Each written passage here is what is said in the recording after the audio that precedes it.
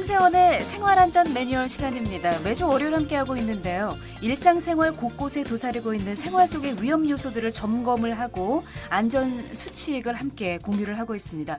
안전지킴이 황세원 리포터 나와 있습니다. 어서 오세요. 네, 안녕하세요. 네, 지난주에는 우리 여름철 수상 레포츠 안전사고 예방을 위한 안전 수칙들을 쭉 알아봤어요. 네, 맞습니다. 지금 사실은 피크거든요. 그렇죠. 다시 한번 수상 레저 즐기시는 분들 많으실 텐데 어떻게 해야 안전하게 탈 수 있는지 복습해보죠. 네, 이 수상 레저를 즐기기 전에는 반드시 입수 전 준비 운동을 해야 합니다. 네. 그리고 안전모와 구명조끼, 안전장비는 꼭 착용해 주셔야 하는데요. 이 구명조끼는 이용자 몸무게 이상의 부력을 지닌 것, 그리고 안전모는 재질이 단단한 것으로 착용해야 합니다. 그리고 서핑 시 부력 있는 수트를 착용해야 한다는 점도 꼭 기억해 주시기 바랍니다. 그리고 서핑보드와 이용자를 연결하는 보드리쉬도 반드시 준비해 주셔야 하고요. 네. 또 안전요원이 상주하는 장소에서 수상 레저 활동을 해야 합니다. 또 바다 날씨는 자주 변하기 때문에 수상 레저 활동 전에는 일기예보를 잘 확인하셔야 합니다. 또 수상 레저 활동 금지 구역은 절대 들어가선 안 되겠죠. 예. 각 해수욕장마다 수영 경계선 안쪽 수역은 수영객 보호를 위해 동력 수상 레저 기구의 운항이 금지되어 있습니다. 또 혹시 모를 상황에 대비해서 비상 연락수단과 조난 신호 장비를 갖추도록 합니다. 이 바다에서는 언제 어느 때 조난을 당할지 모르기 때문에 휴대폰을 방수팩에 넣어 구비해 주시고요. 또 비상시에는 해양경찰 번호 1588-0333번으로 즉시 연락하시기 바랍니다. 네. 한 자료 보니까요. 수상 레저 사고 대부분이 안전모 같은 안전장비 착용을 안 해서 발생하는 경우가 많다고 하니까요. 꼭 스릴 만점의 수상 레저 재미를 맛보고 싶으시다면 안전 의무부터 꼼꼼하게 챙기시기를 당부의 말씀을 드리겠습니다. 오늘 어떤 내용 준비하셨나요? 네, 이 더운 여름철이면 어김없이 찾아오는 질병이 있죠. 식중독이요? 맞습니다. 바로 그러니까요. 식중독인데요. 진짜 조심하셔야 돼요. 네. 요즘에요. 이 30도를 넘나드는 높은 기온과 습도에 식중독 환자가 급증하고 있습니다. 네네. 또 이제 본격적인 휴가철을 맞아 식중독에 대한 각별한 주의가 요구되고 있는데요. 1년을 넘게 기다린 여름 휴가에 식중독으로 병원 신세를 지는 것만큼 억울한 일은 없겠죠. 그 문제가요. 날씨도 덥고 비도 오락가락하고 이래서요. 습해요. 네, 맞습니다. 계속 덥고 습한 날씨가 이어지다 보니까 식중독에 대한 위험 지금 굉장히 높은 상황이고요. 조심하셔야 될 것 같습니다. 일단은 식중독 예방하기 위해서 우선 어떤 경로로 세 분이 감염이 되는지 이거부터 한번 좀 알아볼까요? 네, 이 식중독은 미생물이나 화학물질로 오염된 음식을 섭취할 경우 발생하게 되는데요. 이 섭취 후 일정 시간이 지나고 나면 장내에서 미생물이 일정 수준 이상의 개체수로 증식하고 몸에 들어가서 이게 미생물이 증식을 한다는 얘기죠. 네, 그렇습니다. 네네. 거기에 이제 흔히 우리가 배탈 났다고 말하는 복통 네. 있잖아요. 네. 이 복통이나 구토와 같은 증상이 나타나게 되는데요. 이 식중독을 일으키는 세균도 그 종류에 따라 증상이 다르게 나타난다고 합니다. 그렇다면 이 식중독은 왜 이렇게 위험한 걸까요? 이 부산시 보건복지과에서는 여름철 급증하는 식중독을 예방하기 위해서 이 식중독 예방 캠페인을 실시했다고 하는데요. 자세한 내용은 부산시 보건복지과 최병호 과장에게 들어보겠습니다.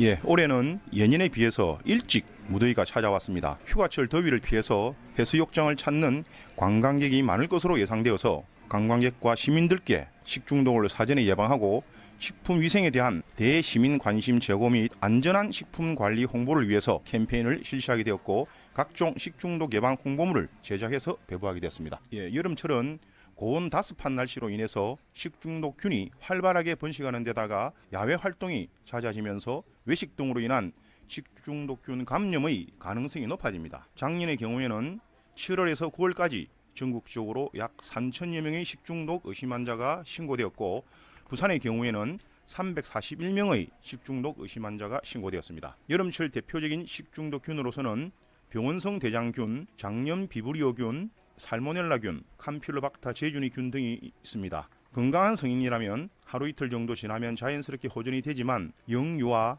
노약자, 특히 만성질환자의 경우에는 증상이 더 오래 지속되며 심한 경우 탈수 증상이나 사망에 또 이를 수 있어서 더욱더 각별한 주의가 요구된다고 하겠습니다. 집에서는 어떻게 냉동 시설도 있고 해서 어떻게 해보겠는데요. 네. 휴가철에는 야외에서 음식 해먹는 경우도 많거든요. 사 먹는 경우도 많고요. 이럴 때 좀 각별하게 신경을 써야 될 것 같은데요. 네, 요즘처럼 휴가철에는 음식 재료를 장만해서 피서지에서 조리해서 먹는 경우가 많잖아요. 네. 근데 이 높은 기온과 습도로 마트에서부터 운반 그리고 조리 과정까지 평소보다 주의할 점이 참 많습니다. 하지만 이 장보기 순서만 제대로 지켜도 식중독 예방에 큰 도움이 된다고 하는데요. 과연 우리는 장보기 순서 얼마나 신경 쓰고 있을까요? 사실 저는 그 눈에 보이는 대로 식재료를 담는 편이거든요. 네. 문선정 아나운서는 어떤가요? 저는 일단은 장을 좀 오래 보기 때문에 한 번 가면 한 시간 정도 이렇게 다 둘러봐야 되기 때문에 네. 일단 뭐 생선이나 고기나 이런 거 있잖아요. 네네. 이런 거는 제일 늦게 담아요.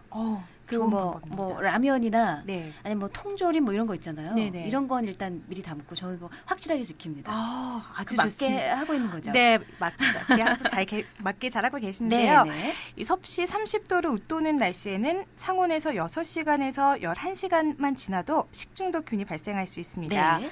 그렇기 때문에 무엇보다 장을 보는 순서와 시간이 중요한데요. 이 장을 볼 땐 문선정 아나운서가 하고 계신 것처럼 이 쌀, 통조림 등 냉장, 냉동식품이 아닌 재료를 먼저 구입합니다. 그렇죠. 네. 그리고 채소와 과일을 구입하고요. 햄과 요구르트 등 냉장 가공식품을 그 다음 구입하도록 합니다. 네. 그리고 육류는 맨 나중에 구입하는 것이 식재료를 가장 신선하게 구입할 수 있는 방법입니다. 네. 워낙 기온이 높다 보니까 시간이 조금만 지나도 식중독균이 발생할 수 있습니다. 그리고 이제 장을 이렇게 보고 난 뒤에 휴가지까지 가잖아요. 우리 네. 운전해서 가잖아요. 이게 되게 중요한 것 같아요. 그렇죠. 어떻게 보관을 해야 될지. 이 식중독 예방에는 보관이 무엇보다 중요한데요. 네. 이 휴가지로 이동할 때도 들뜬 마음에 대충 이 차에 옮겨 싣고 이동해서는 절대 안 근데 됩니다. 보통 다 그렇게 그냥 대충 하거든요. 네. 어떻게 해야 될까요? 근데 이 구입한 식재료는 꼭 아이스박스에 담아서 이동하는 것이 안전합니다. 네. 그리고 또 피서지에 가서도 어패류 등은 흐르는 수돗물에 2회에서 3회 정도 세척을 하고 생선은 아가미 내장을 제거한 후 충분히 익혀서 먹도록 합니다. 또 민물 어패류는 기생충의 중간 숙주이기 때문에 섭취를 자제하는 것이 좋고요. 네네. 또 불가피한 경우에는 반드시 잘 익혀서 먹습니다. 네. 또 생고기 조리에 사용한 식기구는 익힌 음식을 집거나 섭취용으로 사용하지 않아야 합니다. 그리고 야생버섯, 설익은 과일, 야생식물 등은 함부로 채취하거나 먹지 않습니다. 또 안전성이 확인되지 않은 개국수나 샘물 등은 함부로 마시지 않아야 하고요. 또 마실 물은 미리 가정에서 끓여서 가져가거나 마트에서 구입하도록 합니다. 또 바다 수온이 20도 이상 되는 지금 같은 여름철에는 비브리오 폐혈증 감염과 아니사키스증 유발 위험이 증가하기 때문에 어패류 등 수산물은 가능한 충분히 익혀 먹어야 한다는 점 기억해 주시기 바랍니다. 네. 이 여름철 식중독 환자가 급증하면서 식품의약품안전처에서는 식중독 예방 홍보 영상을 배포하고 있는데요. 한번 들어보시죠. 여름은 요리하기 좋은 계절이다. 바로 이 싱그러운 채소와 과일들의 천국이기 때문이지. 이건 뭐지? 깨끗하길래 밖에 것만 뜯어냈습니다. 씻지도 않고? 과일과 채소는 반드시 흐르는 물에 깨끗이 씻는다. 요리의 기본은 뭐다? 채소와 과일의 올바른 소독 세척에서 시작됩니다. 세계 최고의 스테이크에 도전한다.